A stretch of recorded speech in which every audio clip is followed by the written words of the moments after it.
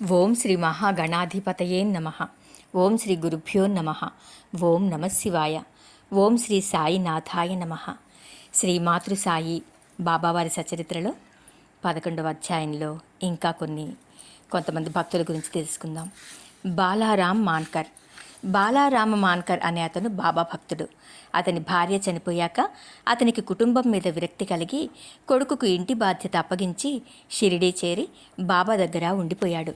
అతని స్థిర భక్తికి మెచ్చిన బాబా అతనికి సద్గతి కలిగించాలి అని అనుకున్నారు. అతనికి 12 రూపాయలిచ్చి అతనిని సతారా జిల్లాలోని మచ్చింద్రగఢ్కు వెళ్ళి ఉండమన్నారు. అతను బాబాతో ఉండడం కోసం తన కుటుంబాన్ని కూడా వదిలి వచ్చినవాడు. బాబాను వదిలి మచ్చింద్రగఢ్కు వెళ్ళడానికి ఇష్టపడలేదు. కానీ బాబా అతనికి అదే మంచిది కాబట్టి అక్కడికి వెళ్ళి రోజుకు 3 సార్లు క్రమం తప్పకుండా ధ్యానం చేయమని ఒప్పించారు. బాబా మాటల మీద నమ్మకంతో మాన్కర్ మచ్చింద్రగఢ్కు చేరుకుని అక్కడ ప్రకృతి సౌందర్యము, శుభ్రమైన నీరు, ఆరోగ్యమైన గాలి చూసి ఆనందంతో బాబా చెప్పిన ప్రకారం రోజుకు 3 సార్లు చాలా నిష్ఠగా ధ్యానం చేయటం ప్రారంభించాడు. కొద్ది రోజులు గడిచిన తర్వాత ఒక వింత లీల బాబా అతనికి చూపించారు. సాధారణంగా భక్తులు ధ్యానంలో ఉండగా కానీ నిద్రలో కానీ దివ్యానుభూతులు పొందుతారు. కానీ మాన్కర్ విషయంలో అతను ధ్యానం నుంచి లేచిన తర్వాత బాబా అతనికి శరీరంతో స్వయంగా కనిపించారు. మాన్కర్ బాబాను చూడటమే కాకుండా తనను షిరిడీ నుంచి అక్కడికి ఎందుకు పంపించారని బాబాను అడిగాడు. అప్పుడు బాబా అనేక ఆలోచనలతో చంచలంగా ఉన్న అతని మనస్సుకు నిలకడ కలిగించడానికే అతనిని అక్కడికి పంపించానని చెప్పారు. బాబా శక్తిని అతను గ్రహించలేక బాబా తనను షిరిడీ నుంచి బాబాకు దూరంగా పంపుతున్నాడు అనుకున్నాడు. కాబట్టి బాబా తాను షిరిడీలో మాత్రమే లేనని, తనను ఎక్కడ భక్తులు తలుచుకుంటే అక్కడ ప్రత్యక్షమవగలనని మాన్కర్కు తెలియచేశారు. అంతేకాకుండా మాన్కర్తో ఇప్పుడు సరిగా చూసి షిరిడీలో చూసిన తన రూపానికి ఇప్పుడు ఇక్కడ చూస్తున్న రూపంతో సమానమేనా కాదో తేల్చుకోమన్నారు. ఇది విన్న మాన్కర్ అత్యంత ఆశ్చర్యంతో బాబా లీలకు ముగ్ధుడై అప్పటి నుంచి స్థిర మనస్సుతో ధ్యానం చేశాడు. కొంతకాలం గడిచాక అతను మచ్చింద్రగఢ్ నుంచి బాంద్రాకు వెళ్ళాలనుకున్నాడు. అక్కడికి పూనా నుంచి దాదర్కి రైలులో వెళ్ళాలనుకుని టికెట్ బుకింగ్ దగ్గరికి వచ్చేసరికి అక్కడ జనాలు విపరీతంగా కిక్కిరిసి ఉన్నారు. అతనికి టికెట్ దొరకలేదు. ఇంతలో లంగోటి కట్టుకుని కంబళి కప్పుకున్న పల్లెటూరి వాడకుడు వచ్చి మాన్కర్ ఎక్కడికి వెళుతున్నాడో అడిగి మాన్కర్ దాదర్ అని చెప్పగానే అతను తన దగ్గర దాదర్ టికెట్ ఉందని, తను అనుకోని పని వల్ల దాదర్ వెళ్ళడం మానుకున్నాను కాబట్టి అతని టికెట్ మాన్కర్ను తీసుకోమని చెప్పి టికెట్ ఇచ్చాడు. టికెట్ దొరికినందుకు మాన్కర్ ఎంతో సంతోషించి జేబులో నుంచి డబ్బులు తీసే లోపలే పల్లెటూరు అతనికి కనిపించకుండా పోయాడు. మాన్కర్ అతని కోసం రైలు బయలుదేరే వరకు వెతికినా లాభం లేకపోయింది. మాన్కర్ను మచ్చేంద్రగఢ్లో ఉండమని చెప్పిన బాబాకు అతనిని బాంద్రా చేర్చే బాధ్యత కూడా ఉందిగా మరి. అందుకే టికెట్కు ఏర్పాటు చేయించి అతను సుఖంగా ఇల్లు చేరుకునేలా చేశారు. ఇంటి నుంచి మాన్కర్ తిరిగి షిరిడీ చేరి బాబా సలహాల ప్రకారం నడుచుకుంటూ చివరకు బాబా సముఖంలో బాబా ఆశీస్సులతో ఈ ప్రపంచాన్ని వదిలిన అతనికి ఇక మళ్ళీ జన్మ ఉంటుందా? ఇక తాత్యా సాహెబ్ నూల్కర్. 1909 సంవత్సరంలో నూల్కర్ పండరీపురం సబ్ జడ్జిగా ఉన్నాడు. అప్పుడు నానా సాహెబ్ అక్కడ మామలతదారుగా ఉన్నాడు. ఇద్దరూ చాలాసార్లు కలుసుకుని మాట్లాడుకునేవారు. యోగులపై నానా సాహెబ్కు ఎంత ప్రేమ, నమ్మకమో తాత్యా సాహెబ్ నూల్కర్కు అస్సలు నమ్మకమే లేదు.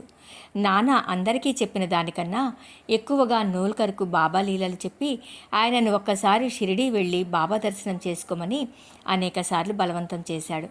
ఇక తప్పదనుకుని నూల్కరు 2 షరతుల మీద షిరిడీకి వెళ్ళడానికి ఒప్పుకున్నాడు. అదేమిటంటే, 1, అతను బ్రాహ్మణ వంటవాడు కావాలి. అతనికి బ్రాహ్మణ వంటవాడు కావాలి.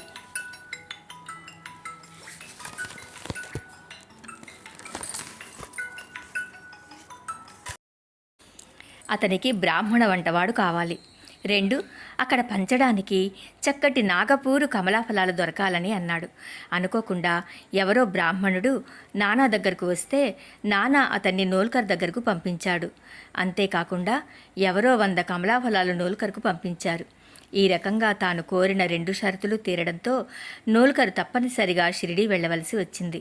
మొదట బాబా అతనిపై కోపగించారు. కానీ నెమ్మదిగా నోల్కర్కు బాబా అవతార పురుషుడనే నమ్మకం కలిగించే అనేక సంఘటనలు అతని కళ్ళ ముందు జరిగాయి. దానితో నోల్కర్కు బాబా మీద ప్రేమ కలిగి తన ఆరోగ్యం బాగుండకపోయినా షిరిడీలోనే అది బాగవ్వాలని ఎవరెన్ని చెప్పినా విమర్శించినా పట్టించుకోకుండా ఎటువంటి మందులు వాడకుండా చివరి వరకు షిరిడీలోనే ఉండిపోయారు. చివరి దశలో మత గ్రంథ పారాయణలకు చాలా విన్నాడు. ఇక అతను మరణిస్తాడు అనగా బాబా పాదతీర్థం కావాలని కోరాడు. వెంటనే శ్యామ మసీదుకు వెళ్ళి బాబా నిద్రించేటప్పుడు ఎవరూ లోపలికి వెళ్ళకూడదని తెలిసినా కూడా ధైర్యం చేసి లోపలికి వెళ్ళి బాబా పాదతీర్థం తీసుకొచ్చి నోల్కర్ చివరి కోరిక తీర్చాడు. అతని మరణ వార్త వినగానే బాబా, అయ్యో నోల్కర్ మనకన్నా ముందే వెళ్ళిపోయాడే, అతనికి పునర్జన్మ లేదు అని అన్నారు. అసలు యోగుల మీద నమ్మకమే లేదన్నవాడు వారి దగ్గరే స్థిర నమ్మకంతో ఉండి సద్గతి పొందాడు. ఇక పులి. ఇప్పటి వరకు మనం చదివిన అన్ని అధ్యాయాలలో ఏదో ఒక సందర్భంలో ఒక జంతువు గురించి చదివాం. సర్వజ్ఞతలో బల్లులు, మేకల గురించి, అద్భుత వైద్యంలో పాము, సత్ప్రవర్తనలో పంది, ఇలా రకరకాల సందర్భాలలో బాబా ఒక్కొక్క తీరుగా జంతువుల మీద తన ప్రేమను, సమానత్వాన్ని చూపారు. మరి అలాంటి సద్గురువు సద్గతి విషయంలో మాత్రం పక్షపాతం చూపుతారా? లేదు కదా.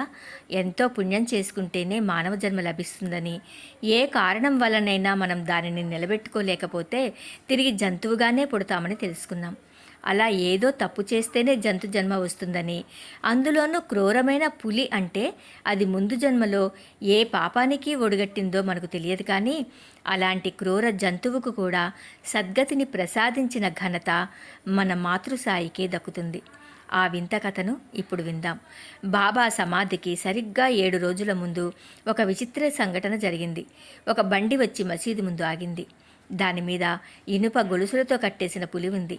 దానిని ముగ్గురు పెంచుకుంటూ ఊరూరా తిప్పి డబ్బు సంపాదించుకుంటూ ఉన్నారు. వాళ్లకు అదే జీవనాధారం. ఆ పులి ఏదో జబ్బుతో బాధపడుతోంది. దానికి ఎన్నో రకాల మందులు వాడారు, కానీ ఏ మందు పనిచేయలేదు. వాళ్ళ ప్రయత్నాలన్నీ వృధా అయిపోయాయి. వాళ్ళు బాబా కీర్తి విని ఆ పులిని షిరిడీ తీసుకువచ్చి దానిని గొలుసులతో పట్టి ఉంచి వాళ్ళు బాబా దగ్గరకు వెళ్ళి సంగతంతా బాబాకు చెప్పారు.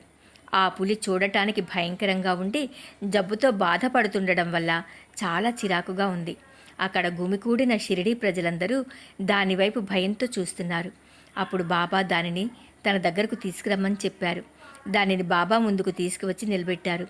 బాబా కాంతికి ఆ పులి తట్టుకోలేకపోయి తలవాల్చుకుంది. బాబా దానివైపు చూడగానే అది బాబా వైపు ప్రేమతో చూసి వెంటనే తన తోకను నేల మీద 3 సార్లు కొట్టి క్రింద పడి చచ్చిపోయింది. దానిని బాబా దగ్గరకు తీసుకువస్తే దాని జబ్బు తగ్గితే మళ్ళీ డబ్బు సంపాదించుకోవచ్చు. ఆశతో ఉన్న వాళ్ళు పులి చచ్చిపోయేసరికి చాలా దుఃఖించారు. కానీ కొంతసేపటికి వాళ్ళు ఆలోచించి చూసేసరికి ఆ పులి అప్పటికే జబ్బుతో ఉండి చావడానికి సిద్ధంగా ఉంది. అటువంటిది అది బాబా సముఖంలో ప్రాణం వదలడం దాని పూర్వజన్మ పుణ్యమని, అది ఇంతకాలం తమకి బాకీ పడి ఉంది కాబట్టి డబ్బు సంపాదించి పెట్టిందని, బాకీ తీరగానే బాబా పాదాల చెంత ప్రాణాలు విడవడం వల్ల సద్గతిని పొందిందని గ్రహించి ఊరుకున్నారు. ఈ రకంగా బాబా జంతువుల మీద కూడా తన కృపను వర్షింపచేసి వాటి సద్గతికి కూడా సాయపడ్డారు. ఇప్పటి వరకు మనం సద్గురు సన్నిధి సహజీవనం వలన జ్ఞానాన్ని పొందడమే కాక మన కోరికలన్నీ తీరి ఏ రకంగా ఆనందంగా ఉండగలమో తెలుసుకున్నాము.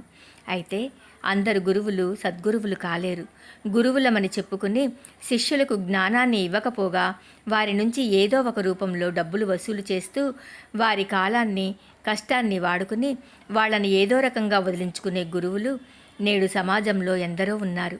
అటువంటి గురువులు తమ గొప్పతనాన్ని తామే పొగుడుకుంటూ శిష్యుల మేలు ఏమాత్రం పట్టించుకోరు. ఇటువంటి గురువులు అసలు గురువులు కానే కారు. అయితే ఎవరు మంచివాళ్ళో ఎవరు కాదో తెలుసుకునేంతటి విచక్షణ మనకి లేదు. కాబట్టి సద్గురు సాయిని మనస్ఫూర్తిగా నమ్మితే మనకిక ఎవ్వరితోనూ అవసరం ఉండదు. ఎందుకంటే బాబా మనకెప్పుడో మోక్షాన్నివ్వడం కాక మన లౌకికపరమైన కోరికలను అవసరాలను కూడా నెరవేరుస్తారని మనం తెలుసుకున్నాం. అయితే ఒక్కటి మాత్రం మనం బాగా జీర్ణించుకోవాలి. అదేంటంటే బాబా మనం కోరిన దానిని కాక మనకేది మంచో దానినే మనకు ప్రసాదిస్తారు. బాబా తన భక్తులు ఎంత దూరంలో ఉన్నప్పటికీ వారిని పిచ్చుక కాలికి దారం వేసి లాగినట్లు తన వద్దకు లాగుతానని, వాళ్ళు తన వాళ్ళు కాకపోతే అసలు వాళ్ళు తన దగ్గరికే రాలేరని, తన దర్శనం చేసుకోలేరని చెప్పేవారు. సద్గురు సాయి వర్షాకాలం మేఘం వంటివారు.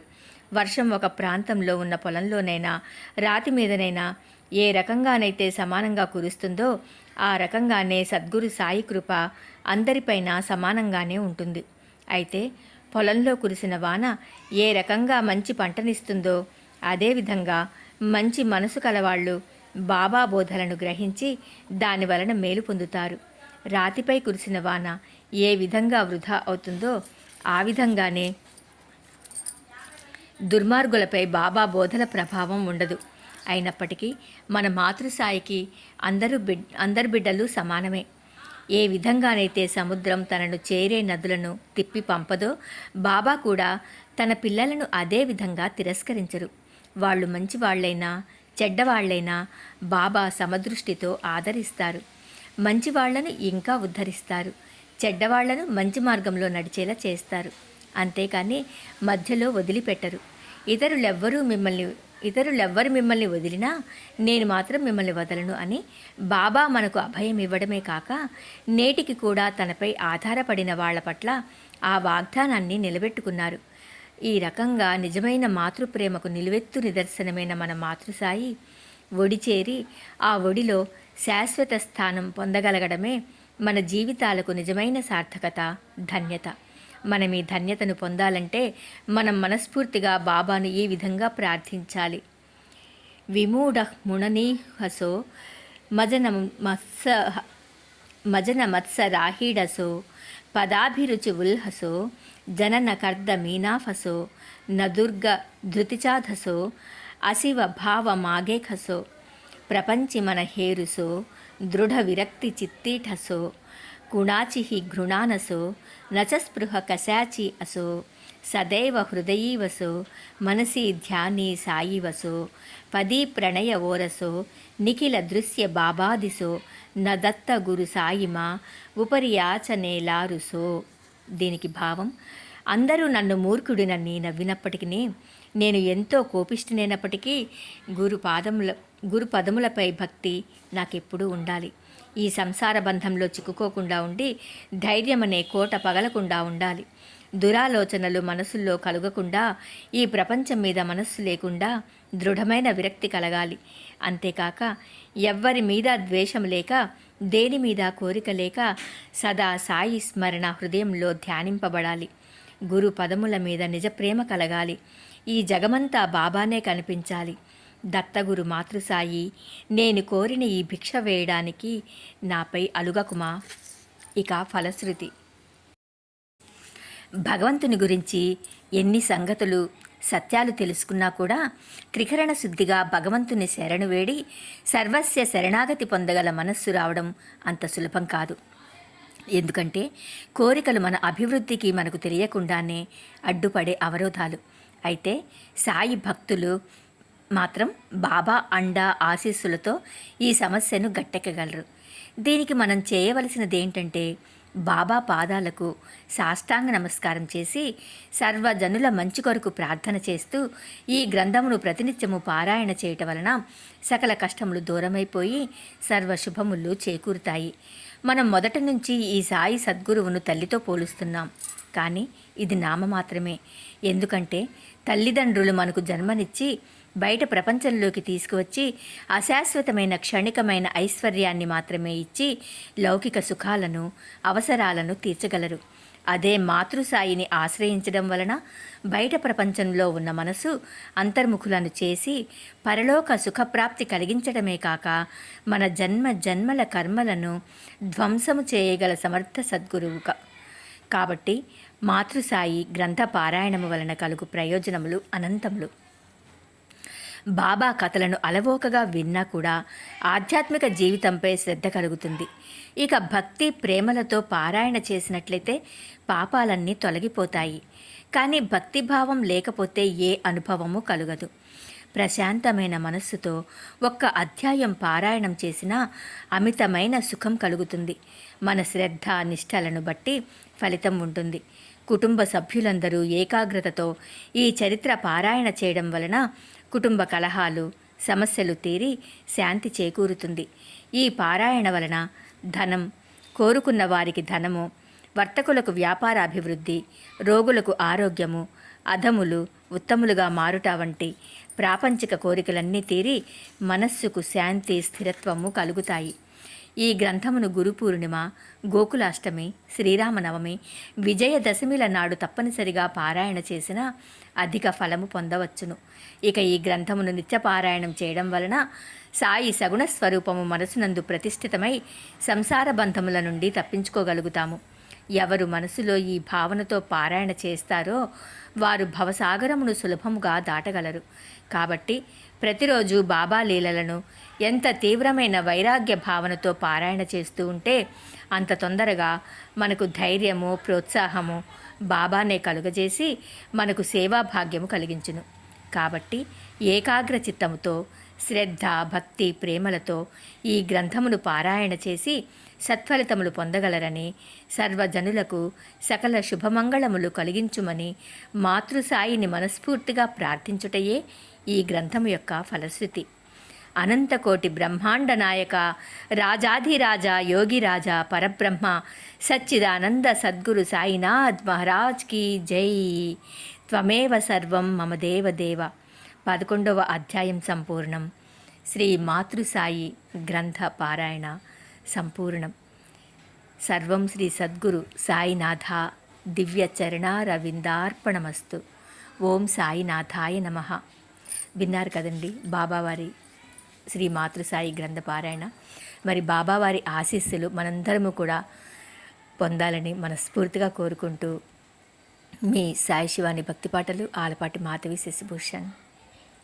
సాయిరామ్.